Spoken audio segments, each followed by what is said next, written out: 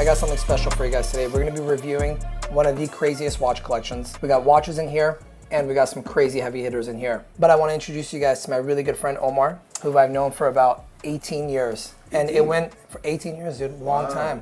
I know, we're getting old, Nate. We're getting old. I mean, we were both young. How old were we when we met? Gosh, I was in my early 20s. I was probably like 17, 18 years old. Yeah, we're getting old. We went from a business relationship to a personal relationship. I told him to come this morning and show some of his collection because he has a variety of literally from Rolexes, APs, and Pateks, and I want you to give a little bit of history. My watch collecting journey actually started with Danny when we first became friends. I was in college, working retail, humble beginnings. I couldn't afford what I have now in my collection, but my first watch was actually purchased from Danny back in 2006. Yeah, it was a Cartier Santos. Cartier Santos. He literally came in for days and days beating us up on price. Yeah. Literally, I swear to God, like it got to the point where we're like, if we give you the price, will you just stop? He's like, yes, and that's how that still happens. Yeah.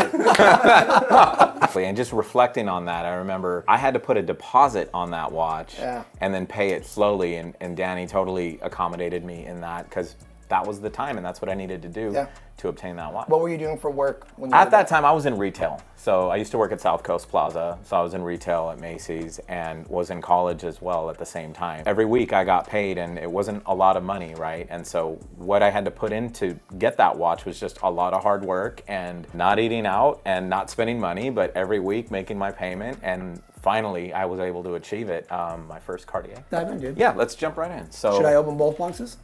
Ooh, I think we should save it to the end.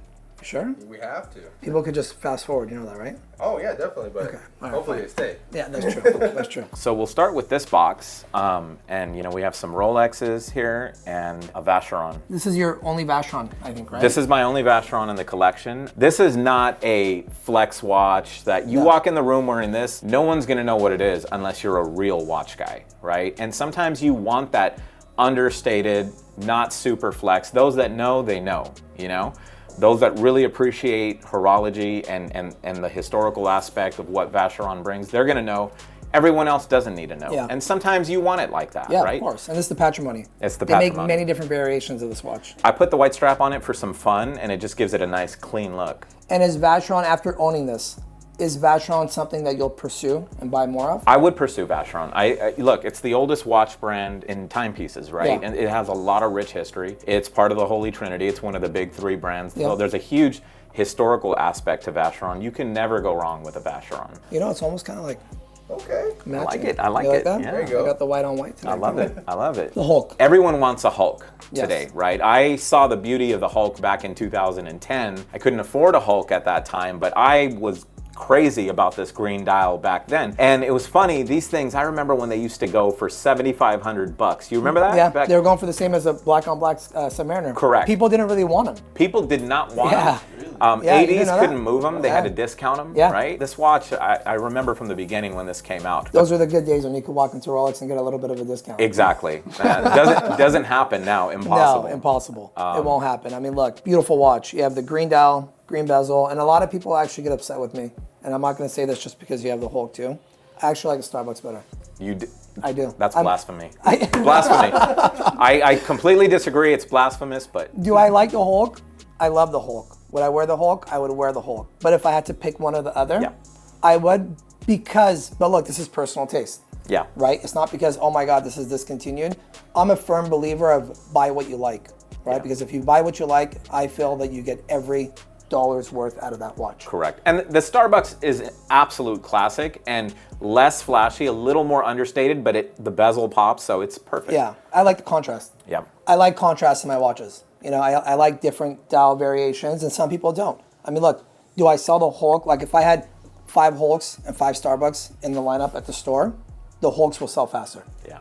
Than the Starbucks is. But 2 watches you can't go wrong with. No, are you kidding me? This is stunning. I love this watch. The Sprite. The Sprite. Let's talk Sprite. So what I loved about this watch is just the absurdity of the watch, of how it's just flipped, right, on the other side. And that's what really, I wear it on my left, but I just love how weird it looks because you're so used to seeing the crown on the other side. I mean, even when my staff puts it in the showcase, I constantly have to go in and flip it. Right, because they put it the other way around. Yeah. And even when customers put the watch on, a lot of people don't realize that it's a left-handed watch. Right. So they'll actually put it on and they're like, this feels weird. And I'm like, yeah, you got to turn it because the watch is upside down. Right. Now let me ask you, do you think they will ever make the Sprite in a right-handed? I don't know. The thing is with Rolex, you never know what they're going to do.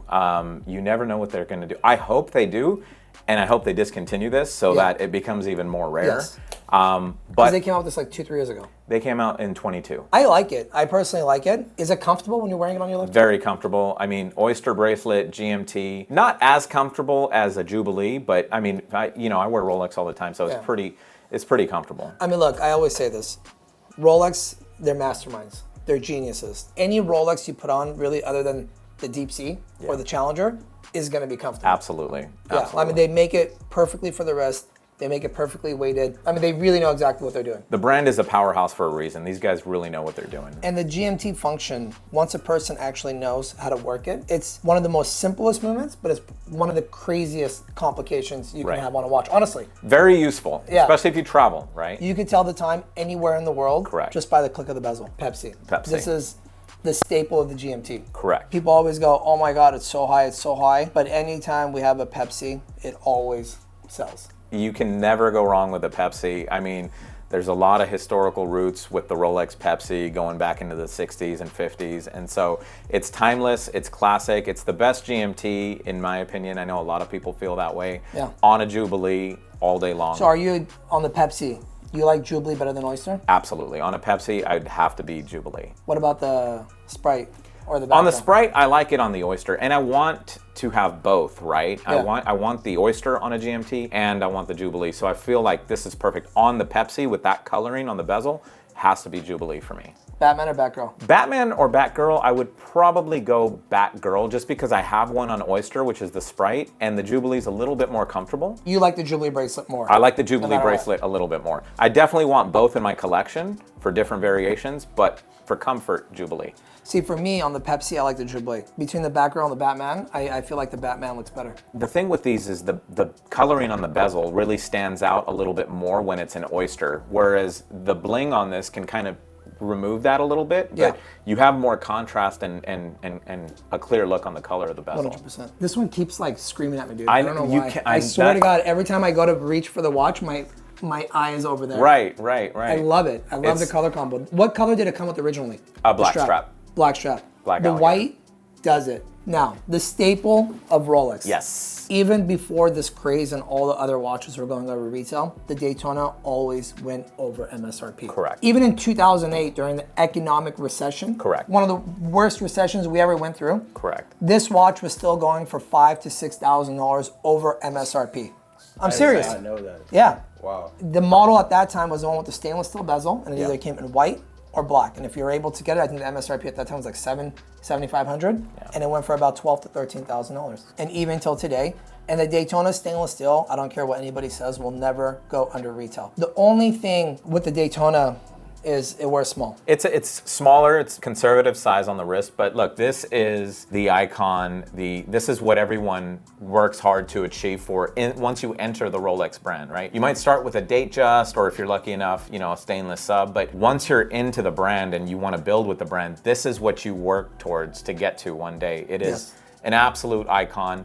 Conservative sizing on the wrist, but I like that. I like that. I don't want it to be over the top, loud, flashy. It's a Daytona. It shouldn't be that way. It shouldn't be. Yeah, you're right. It's probably one of the most understated watches, but I mean, the watch has some history behind it. I mean, Paul Newman, there's really rich history to this. I mean, he really put the watch on the map. And so to this day, I agree with Danny, this will never ever go under retail, a stainless Daytona. It's and money no matter in the bank. what the pricing is, it'll always sell. Correct. Always. Even the new Panda Daytonas today with the new reference number, they're still going upwards in the $35,000, $36,000 range for a brand new one. And you can't keep them in stock. I had 3 last week. I had 4 last week. On Tuesday, I had 4 in stock. Today, I think I only have 1 left. Wow. Right. Now, you said you liked your Daytonas subtle. How did you react when the Rainbow Daytona came out? Well, I love the Rainbow. Subtle from the standpoint of sizing. I don't ever want them to make it bigger. I want them to keep that sizing, and I think they will. They would never probably change that. We talked about the Sprite a little while ago and the absurdity of the piece. Well, let's talk Rainbow. I mean, rainbow gems all around. Are you kidding me? I mean, I think it's so cool. The Rainbow is a completely different watch. Yeah. Like, in a sense, it's a completely different model. Right. Yeah, it's still a Daytona. same case size, same everything, but it's a totally different model. You can't compare it. Right. Exactly. You really can't. I mean, it's very rare. It's very unique. Interestingly enough, I remember when that watch was at the AD and you could pick it up for a little bit of a discount back in like 2014, 2013 when it first came out, remember? Nobody wanted them. Everyone's like, what the hell are we going to do with the rainbow bezel? Exactly. And people were picking them up in the 90. I mean, even dealers were like, that's the most hideous thing I've ever seen. Right. You know what I mean? Do you remember that? People used to trash that watch. Yeah. And it is the most sought after, the most rare watch. I would love to have one. I'm not there yet, but I'd like to one day. But that's the thing, as I always say with Rolex. Rolex knows exactly what they're doing. Yeah. They teach their clients what is nice. Correct. The perfect example, when they used to make the 41 millimeter day-date, right? Then they discontinued it and they did the 40 millimeter. I was outraged. I said, oh my God, how can they do that? The style of it was so modern, so sleek. I didn't look good. Right. Now, I'm like, wow, the 40 millimeter is so much nicer. No, I would agree. 40 millimeter it checks all the boxes for me. The sizing's perfect. Yeah, ready to go for the big boys? Yeah, let's get into this. These are not all my watches. I keep all my watches in the bank, but I brought some of my most favorite. So that's what we're going to be discussing in this next box. This is the big boy box right here. You want to open it? Show Go for it. Bang. So we got some heavy hitters We got here. some, where should we start? I mean, oh my God, dude. We got Pateks, APs. Yeah, Pateks and this APs. is all Patek and APs. Yeah, the jumbo. The jumbo. So this is the watch that really started it all in terms of the modern craze of sports watches, right? Yes. This is Gerald Genta designed this for AP in 1972. Same exact size, 39 mil, comes in that same size. And this one is a really special one. If you open it up and you turn it around, this is a 16202. Take a look at that rotor. So that 50 that you see there, that is 50 years of the Royal Oak. In 2022, AP made the 16202 with a 50 on its rotor. So it's 50 years of this watch. And this watch literally changed the game for watches and just high-end luxury. It brought AP back. It brought AP back. It brought AP back. I mean, there was a lot of things going on in the 70s with the quartz crisis, and people were thinking, are people even going to want to buy Swiss luxury watches anymore? This watch changed the game, brought them back, brought the industry back, I would argue. It brought the entire industry back, and today, as I mentioned, I mean, from my perspective, greatest watch brand in the world. Now let me ask you a question. Is this the 15500 or 15510? That's the 15500. Okay, so 15500, right? So you have the 15500 and you have the jumbo. So we got a 39 millimeter and a 41 millimeter. Correct. Which one do you enjoy wearing better? But I really enjoy the jumbo. I mean, the jumbo's a jumbo. It's the original. Explain to them the differences between the two. So you're gonna really get more wrist presence with the 41 millimeter. It's 2 millimeters bigger on the wrist, sits bigger on the wrist. The bracelet's a little thicker as well. So you just have more real estate with this, more presence, more flash. This is going to be a little bit more conservative with the sizing, but this sticks to the original Royal Oak roots at 39 mil, right? You know what? I gotta stop this guy because I think he might be taking my job now. Yeah, he's I think for the Tuesdays, he's a little too good. I gotta take the watches back. Let me explain the differences. Did I do good? Oh, amazing. Are you kidding me? Oh. Yeah. So yeah, look, you know, people have different wrist sizes. People like their watches in different ways. Some people like a more subtle look. Some people like flash and flex. So if you want more flash and flex and more wrist presence, go 41. If you have a bigger wrist, that's what works. If you have a smaller wrist, can't go wrong with a 39 mil. If you're a true purist and you want original AP DNA, can't go wrong with a jumbo. But let me ask you this. What's the MSRP on the jumbo? The MSRP on the jumbo is 35,000, I believe. Okay, and then this one is around like 33, 34, right?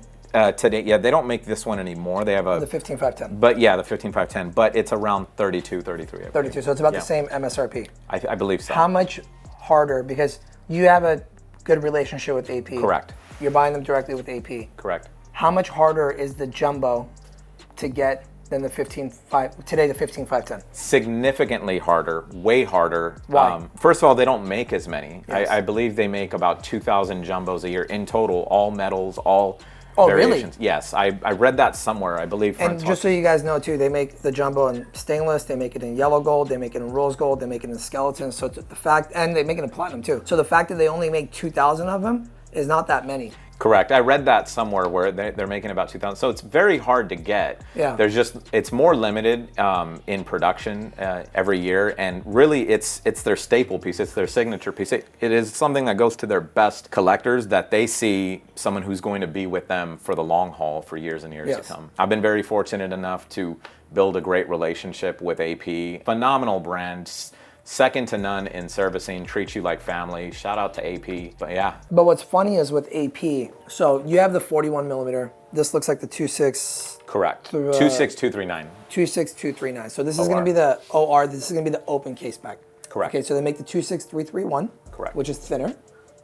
Same 41 millimeter, and then they also make this one, which is a newer one, the 26239. Before they discontinue this, now they make the 26240, which is the same thickness. But what's funny is 41 millimeter, 41 millimeter. But this watch will wear larger. The gold one, right? Yeah. Yeah. Now this comes in two different variations. It comes with a blue with the rose subdials, and also comes with a brown with the rose subdials, right? Correct. Did you specifically pick the blue, or they offered you the blue? Or? I specifically picked the blue. So I was fortunate enough to get it on the strap, and then later AP was able to get me a bracelet. But that's what I like about AP, is the fact that they're able to sell you a rose gold bracelet. Correct. And it will go on the watch. They're able to sell you different colored straps. Exactly. That will go on it. So they essentially are letting you pick the way you want to wear the watch. Exactly.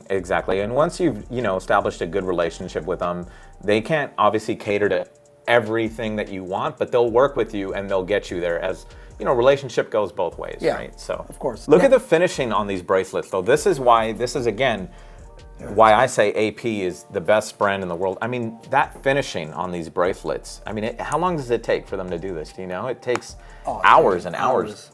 Days. Weeks. It takes days for them to do this. And experience. I mean, don't forget, it's not easy to do. This is rose gold. Rose gold and stainless steel. So rose gold is very difficult to work with because you don't want to over polish it, right? Right. Stainless steel is very difficult to work with because it's just a tough metal to polish. Right. They have some of the best watchmakers in the world of course. Working on these things, and just the time and craftsmanship is... It shows. It shows. Oh, it shows. Exactly. Are you kidding me? It's one of the best. I mean, it is probably the best watchmakers in the world. I would agree. You know me. You know how I feel about that. Yeah, exactly. So this is the Holy Grail, okay? The skeleton. Open work, double balanced.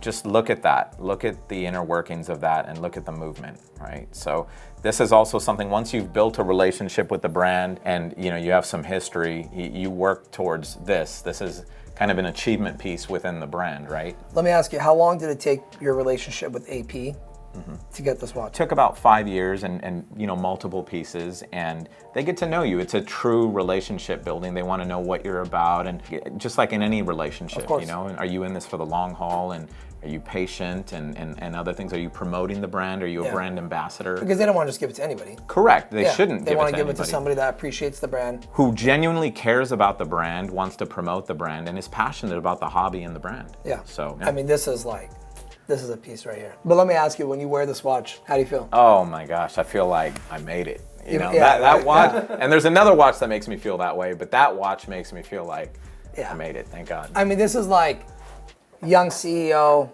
young, up to the ladder, like you did it, you made it. And you know what's funny is it's flashy, but it's understated. It's a little bit of both. I agree.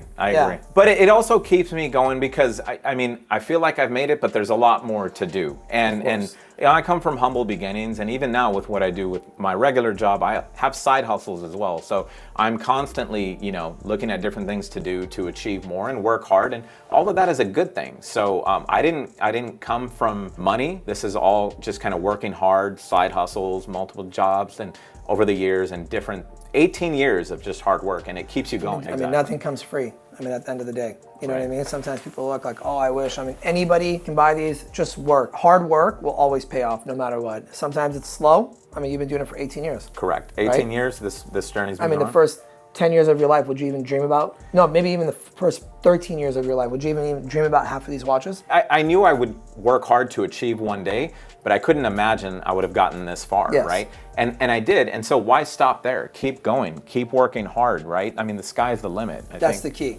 Why stop? Why stop? Even with Cartier to now what he has right here on this table. I always knew. Really? There's some people that you just, when you meet them and you look at them, you're like, all right, that guy's gonna make it.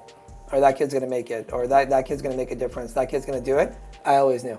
You could just tell with personality. Oh yeah, I'm serious. Are these a lot of money? Yes. But is he throwing his money away? No, because there's always value to them. And the way Omar is buying them, he's always safe in them. Absolutely, absolutely. You can't go wrong parking your money in these. I mean, the models that I pick as well are good investments. Yeah. So I think that matters. Can I give a little bit of love to this real quick, the offshore? I wasn't gonna let you skip. Okay, got it. Because Perfect. this is my favorite color combo that they ever did. So believe it or not, this is the watch I've been wearing the most. And look at that color scheme. Look at that dial. Can you see that on camera? Yeah. I mean, it's gray bezel, gray dial, Titanium bezel. Titanium, but it's grayish, gray color. Correct. Kevlar strap, right? Correct. Rose gold casing. I mean, tell me there's not a prettier color combo in the world. Honestly. And the offshore, I mean, it has some of that Royal Oak DNA with a more sporty, heavier, larger look. And so, everyone's got to have an offshore or two in the collection. 100%. 43 millimeter. How does it wear? Is it wears, comfortable? Oh, it's super comfortable. Can't even tell that it's on. I mean, it's got some weight to it because of the rose gold, obviously, but very comfortable. Not top heavy at all. Just wears perfect, actually. I've seen you wear this a lot. Yeah, I do. I wear this a lot. I love this watch. I love it. I would actually buy one as a personal. Right. And wear it and rock it and not sell it. Try not to sell it at least. Hard for you to say that, right? It's hard because if a customer walks in, if you came in and said, hey, I want that watch off your wrist, I can't say no to you. You can't say no. I'm You're give running it them. to you. Is this difficult to get? This is also difficult to get, yeah, because it's probably one of their more high demand offshore pieces, right? Yeah. And so the thing with AP is it's not that they don't want to serve you, it's just everybody wants these things. They don't have it, dude. And they don't overproduce. They only produce so many, and so it's really, really hard but they will take care of it. It just takes time, right? They make like what, 35, 40,000 pieces a year? 40 to 45,000. It's probably kicked it up a little bit more. So imagine they make 40 to 45,000 watches a year for the whole world. Like Omar just said, right? They're making 2,000 jumbos across all models. So the amount of stainless steels that they're getting in, they can't just throw one at you because you walk in and say, hey, I want a jumbo. You know what I mean? It's like, first of all, like, who are you? What have you bought from us? What's your profile? Like they're not just gonna hand you one because, I mean, at the end of the day, they wanna know that you support them so they can support you, right? Because these do go over MSRP. That's exactly right. And look, a relationship goes both ways. Yes. And so if they see someone's not really in it for the long haul, why would they sell it to them? And so 100%. AP knows very well, I'm in it for the long haul. I would never sell any of my Royal Oaks or any of my watches. But, there's certain things, so certain pieces get discontinued and then they never make them anymore. And that's where you have to go find those pieces from someone like Danny's a great resource. Happy Jewelers, right? Yeah. I mean, you're not going to be able to get 15500 anymore when you walk into AP or this Nautilus at Paddock, which has been discontinued. And so there's options for everyone, and there's a lot of people selling these watches in different ways and in different capacities. But that's what it's all about. Let's do some of the Paddocks. Let's go. Which one's the most special one to you? Definitely the 5980R on the strap. So You've been wanting that. Before you got this, you were wanting this. How long have I been telling you over the years? A long time. Years. This was the watch. Years. This was the watch where I used to work at a mall that had high-end watch stores, and this is when I was in retail many, many years ago while I was in college. And I used to see this watch and I used to dream about this watch. I just love the finishing, I love the watch, and I couldn't afford it at that time.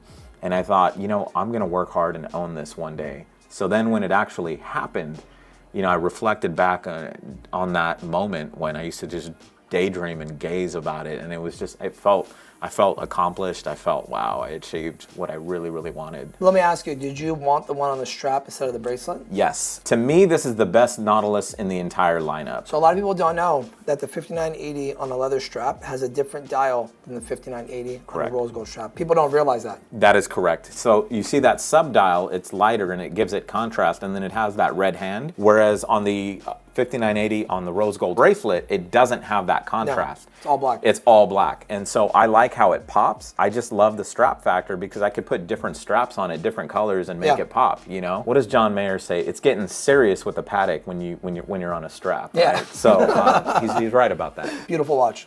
I love it. This is discontinued. This is now discontinued. 2023 or 2024? They discontinued this in 23. And a lot of people don't realize is a lot of these brands are actually shying away from stainless steel. I don't know if you noticed. So like now they're making all their watches in white gold. They're not making them in stainless steel. Right. So like the 5164, the Aquanaut, they discontinued in stainless steel. Now they came out with it in the aqua blue color. Correct. But it's a G, so it's white gold. Yeah, I can see them transitioning more. So a couple things. It's going to make those steel ones highly sought after, highly collectible. You can never go wrong with white gold either, but I can see the logic behind the brands of shifting more towards precious metal. Yeah. What do you want to get Tell into? me about this one. This one is very, very special. So this is a 5230 world timer. It obviously has the world time function, which you can tell time in any part of the world and set it depending on where you're at and which city you're in. But there's a special story to this. I'm in the insurance industry, and the CEO of my company that I work for challenged me to a very special goal. He asked me, what is your new business goal, your revenue goal for next year? And I told him it was 30 million, the highest in the company. And he said, do 50 million and you'll get a special. That's the deal. Really? We made a deal. We both made a deal. Can I execute and take on the goal that he gave a special goal? So when he challenged me to that, I'm not one to ever back down from a challenge. I got really motivated. I got excited, and I said, let's go. We'll get this done. And the next year, I just absolutely crushed it. Just, finding ways to drive revenue in the company. And I ended up doing 60 million and doubled it. The story behind this is so special, where it's something I'm going to pass on to my son and share with him with hard work and motivation. And if you're ever challenged, don't back down from a challenge. Take it 100%. And execute and get it done. I agree. So, and I love the strap you put on it. The color scheme on that strap, it's just it's really. Because what color does this originally come with? It comes on a black. Black. It comes on a black, but I wanted to give it a cool. pop. I'll cherish that one forever. That's going to be in the family forever. I love it. Now we got the Aquanaut. Aquanaut. The 5168G. Very sought after, high demand piece. It is so comfortable wearing this. I mean, it's like you can't even feel it when you're wearing it. It's just that rubber strap makes it so comfortable, but everybody wants this watch, obviously.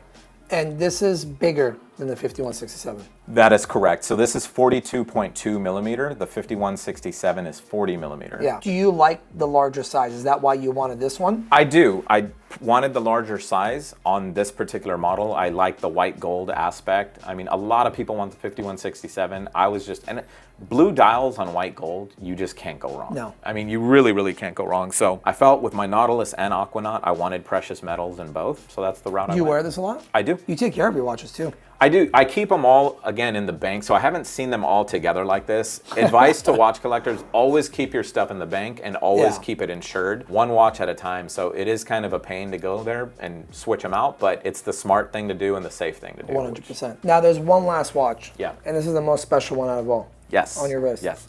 So the watch that I'm wearing, so this is a Michael Kors watch. It's got scratches on it. It's got a lot of wear on it. So my father wore this watch, and my father was first generation here in the United States, an immigrant from Pakistan, worked hard, a couple odd jobs to begin with when he came here, saved up enough to get our family over here in an apartment, and really just worked so hard to give me and my siblings and my mom a better life. And so my dad was always under the radar. He wasn't really into high-end watches like this, but this is the watch that he wore before he passed. And he wore this throughout. He was unwell in 2020, and I was with him through that process. And I just remember staring at this watch when we'd go to his doctor's appointments and that time that I got to spend with him. And what would stick out was just time, right? There's never enough time. And I would look at my own watch and I would think about that and really enjoy those moments with him. So I'm thankful to God for the time that I had with him.